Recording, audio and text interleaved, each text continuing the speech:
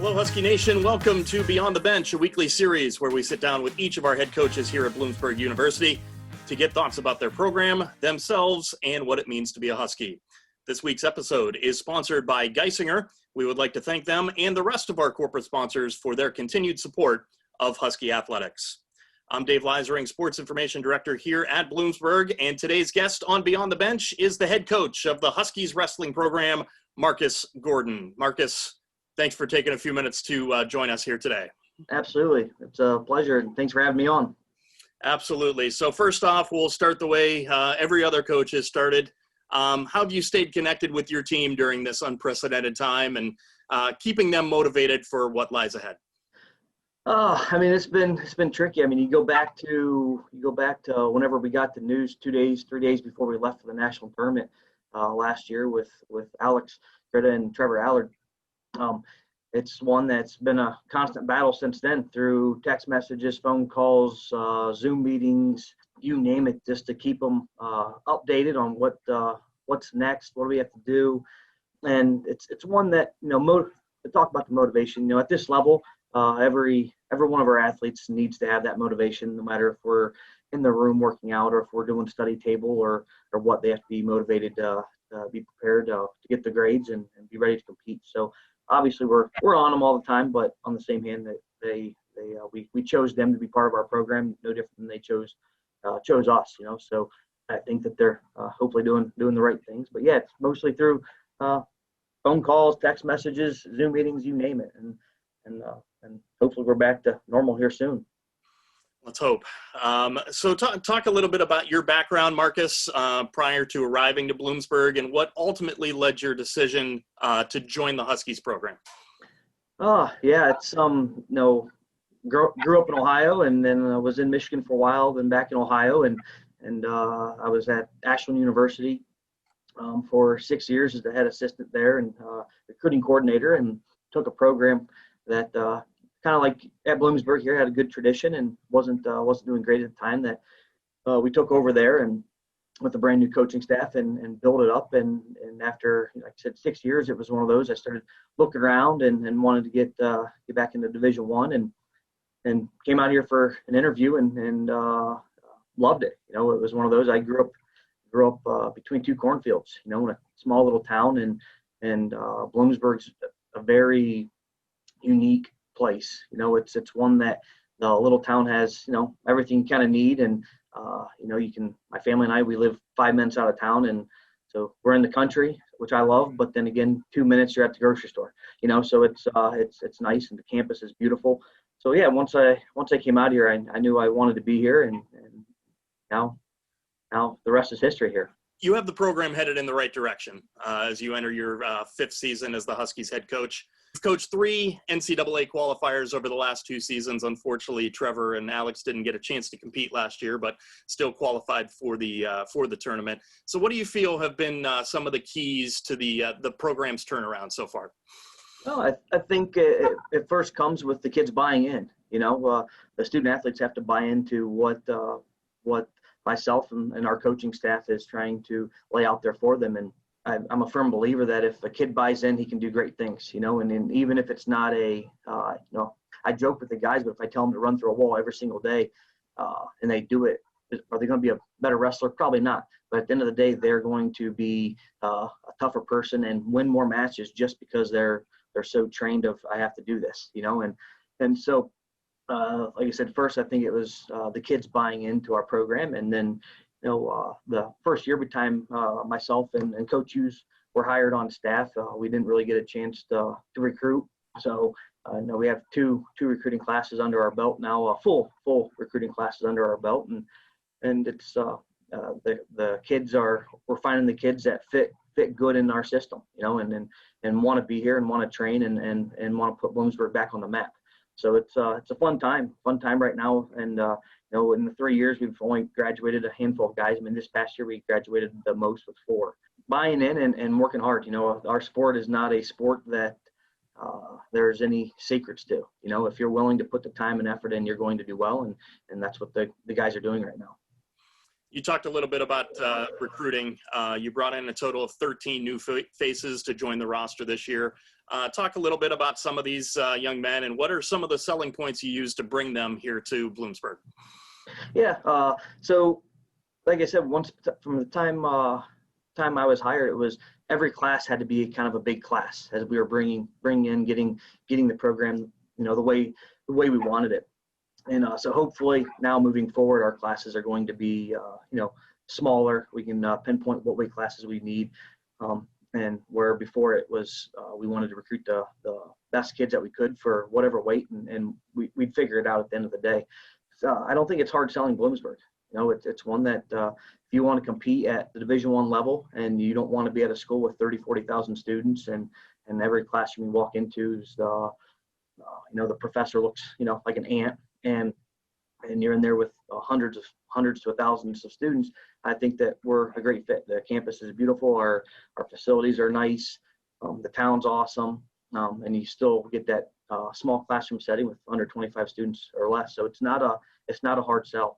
It's getting kids here on campus, especially this past recruiting class. We had, 2 kids from Ohio, multiple from New Jersey, obviously Pennsylvania kids as well. But some of the kids have no idea what Bloomsburg is all about, the kids from out of state. So once they get here, usually within the first few minutes of walking around and talking with them, they're pretty much, man, this could be home, so it's a great place. And like I said, it's easy sell, just making sure you find the right kids that are going to fit into our program and want to be at a school this size and compete Division I. So how would you describe your coaching philosophy and who's had the greatest impact on your coaching style?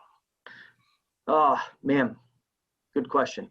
I'm going to answer it a little generic here, I guess, for my coaching philosophy. I think my philosophy is you got to train hard, but you got to train smart. Our sport is a very, very unique sport. The only way to get better is to actually wrestle, and it takes a toll on your body and, your mind, and your body was built to go through a lot, but your mind, you start telling yourself you're a little banged up, you're a little dinged up, you're tired, you're sore, whatever it may be, then all of a sudden now your body feels that way.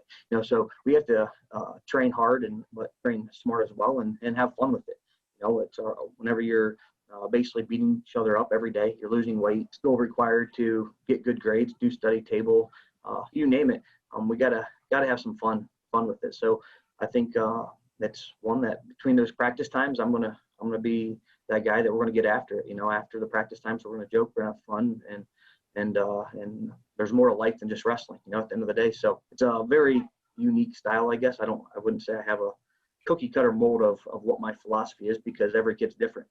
So every kid ties their shoes different, they talk different, they walk different, you name it. So you have to kind of adjust if you want to win, I think you have to adjust your style to each one of your kids and do what they need in their life, and you're going to get the most out of them. So, that's kind of my philosophy. Who's been the biggest impact on me? I've been fortunate. I've coached with a lot of great coaches that have been at top programs. I mean, some of the programs they've been at have been Penn State, Ohio State, Lehigh, Purdue. So I've had a chance to pick a lot of their brains, and each one of them came to the table with something different. And I've been fortunate as well that every head coach I've worked under, they haven't been a micromanager, so they've been somebody that's given me roles and go with it. And we're going to discuss things behind closed doors and move forward. So it was one that I feel like I actually had a chance to be almost a head coach for quite some time now. This is whatever my 12th, 13th year, whatever it is in the coaching field. So it's one that I've had, I feel like I've been a head coach longer than that. So yeah, it's one that you learn one thing from them, and then the next thing you're like, I don't know if I'm going to go with that. So I can't really give you one name, but I've definitely learned a lot, and not even just from the people I've worked with. Obviously wrestling's a small little world. So whenever you're doing clinics and camps and you're traveling around doing different things, obviously you're watching how a coach shows a technique. You're watching how a coach communicates with his kids. You can pick up a lot just from people by not even actually necessarily working with them. And I'm sure it's no different than any other sport. Obviously I'm wrestling mindset, but I'm sure maybe baseball, you can teach a kid how to swing a bat. Two different coaches are teaching the exact same way, but saying it a different way, and the kid picks up on it. So it's one that I try to always try to learn, and it can be something as simple as how they say it, how they phrase it, how they communicate with kid, you name it. So yeah, it's been a good journey with learning from different people. What's the message you'd like to convey to the fans of the Huskies program about the state of the program and the direction it's heading right now? Well, the first thing I'd like to tell them is, let's hope there's a season, with everything going on. That's the main thing. But as most people know, Bloomsburg has had a rich tradition here and in the sport of wrestling. And, you talk about Bloomsburg outside the state of Pennsylvania, and somebody that knows wrestling, they're going to say, oh yeah, they're going to rattle off multiple people's names that have competed here over the years and have done well with winning national titles, making world teams, you name it. So I believe we still have a long way to go to get to where myself and Coach Hughes want the program to be. But we've taken some baby steps in the right direction. Anyone that's competitive, they want to hit the ground running. They don't want to crawl. But it was definitely crawling and taking baby steps until we got our foundation in place to move forward. But I think that anyone can see right now, we're going from not having a national qualifier for 4 or 5 years at Bloomsburg to having 3 total. Willie kind of kicked the ball over the top of the mountain 2 years ago, winning the EWLs and making the national tournament. And then that was the start of it. Then you had everyone else on the team believing that they can do it. And I'm not a rocket scientist, but I can tell you one thing: if you don't make the national tournament, you don't have a chance to be an All-American or a national champion. So you got to get there first, and then anything can happen. So Willie kind of got that started with us, and this past year, obviously we had 2 other guys, and just not getting the guys to the national tournament, but we started having guys ranked in the country. This past year we had Trevor Allard was ranked in the top 10 a couple times during the year. Alex was ranked low. Josh Mason was ranked low. So there was progress that people are where I'm seeing. Obviously, whenever you put your 5-year plan together of what you're going to do as a head coach, and you always think you're going to crush the first 2-3 of those goals out of the world, and then you step back and you're like, wow, I still have a lot to keep moving on. But I think that's with every coach, and if you put your goals too low, then you're probably not gonna win. So I have high goals for this program, and academically as well. We ended up in the top 25 this year for team GPA, and had 2 more academic All-Americans. So it's one I think people around our community, our alumni base, can see that we've made the right strides. What do we have going forward for this year? Man, that's a wild one. The NCAA just came out and they're going to grant all the winter sports another year. So this year we are looking at redshirting quite a few of our guys. And then now that statement came out early this week, it's one of those that I think our alumni could see a lot of different lineups. And lineups that could be solid. We have two returning national qualifiers. We have 2 guys coming back that placed at the MAC championship last year in our first year. You have Josh Mason that ended up 7th or so in the country for Penns. So there's a lot of good things, and a lot of guys that we redshirted last year that are going to have a chance to step in the lineup that were big recruits for us. And then the recruiting class that came in, the freshmen, obviously some of those guys have quite a few accolades behind their name, and they're not going to be probably redshirting. Whenever you get the year back, we might as well wrestle and see what happens. So I think the alumni can hopefully they get to see a real season this year, and obviously it's going to be a shortened one, but hopefully they get to see one. But I think they're going to have some excitement in the lineup this year with how everything's planning out. How was year 1 in the MAC for Bloomsburg University this year, or this past year? I think it was good. I think it obviously, it being in that conference, there's a lot more exposure, and you're wrestling more teams, from across the country than what we would whenever we're just in the EWL. So you get more exposure to be in the MAC or in the national rankings. To me, wrestling's wrestling. So it shouldn't make a difference who you're wrestling, what singlet they have on. But obviously, whenever you're going into a tournament, to go to the national tournament with 15 teams participating in it, it's a little more exciting, than walking into a conference with only 7 teams competing. So there's more energy. I think was a great move for us. I think it's just going to help continue to build that conference with all of us being in it now. You alluded to it a little bit, but what can we expect? What can we expect from the Huskies as we enter this upcoming season? Hopefully excitement. Hopefully excitement. I think that with getting out there, wrestling hard and scoring points. I tell our guys every time. I think that they know how competitive I am. I hate losing I don't care if it's we're going to tie our shoes and who can tie their shoes the fastest. I want to win. I don't care if it's with my 4-year-old or if it's with one of our guys on our team. I want to win. So it takes time for them to buy in and believe me whenever I say I don't care about the score. I really wish there was no scoreboard beside the mat. I wish that the guys would just wrestle, and at the end of the match, they'd figure up the score and see who won, and just score points. And that's what fans want to see, and I think that this year with the guys that we brought in, the guys that we redshirted last year, the guys that we have returning, I think there's going to be some excitement, and I think that we could have multiple guys make the national tournament and keep climbing that mountain. We went from 1 to 2 to now this year, hopefully 3 or 4, and that's the plan, and hopefully that's what our fan base sees. So Marcus, let's get to know you a little bit. So I know you got the wrestling mindset, but any favorite sports teams growing up? Cleveland Indians, growing up not too far from Cleveland, I've always cheered for the Indians. When it came to football and whatnot, don't get me wrong, I root for the Browns, but I rooted for more players than I did than actual teams in the NFL. And I love hockey. I love sports. I could watch pretty much any sport, but if I had to pick my favorite team, it'd definitely be the Indians. Hopefully I get to see a World Series title here in my lifetime. They've made it a few times there and haven't gotten it done. So, but maybe if you don't play with drones in the World Series and cut your finger, maybe we'd have won a few years ago, but that is what it is. So you mentioned you had some favorite players that you followed. Who were some of those athletes? Oh man, from all over. Growing up, for whatever reason, I liked Jerome Bettis whenever he played for Notre Dame, and then obviously at the Rams and the Steelers. So I kind of rooted when it came to football. I rooted for whatever team he was playing for. I like Jerry Rice. I like Joe Montana. On the defensive side, anyone that hit hard, I loved them.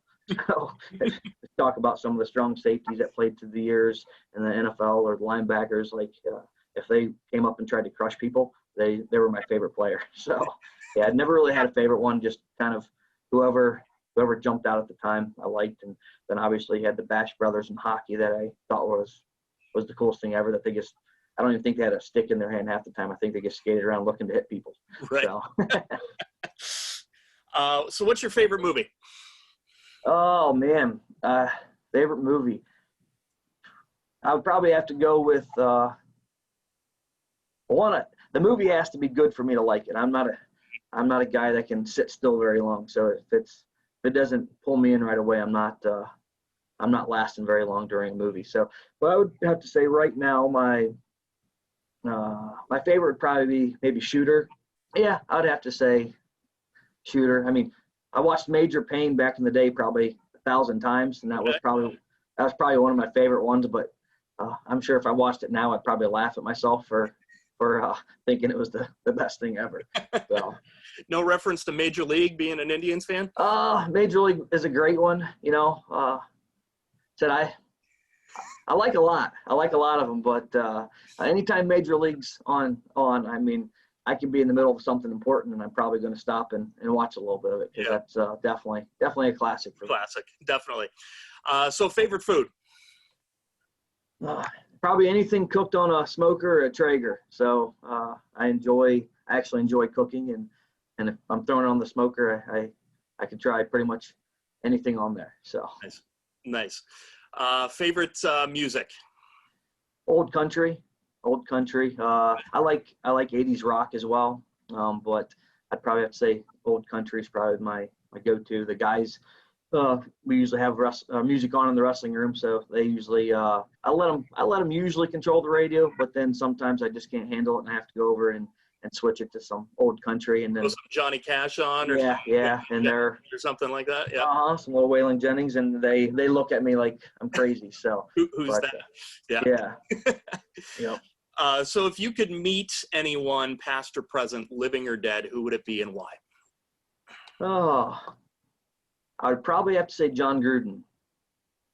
I think it would definitely be somebody in the sports world, but probably John Gruden. I think that, again, like I said earlier, I like picking people's brains when it comes to coaching. And, I can remember I just got in the coaching world, and he had, I don't even remember what the show was called, but it was like quarterbacks with Gruden or something.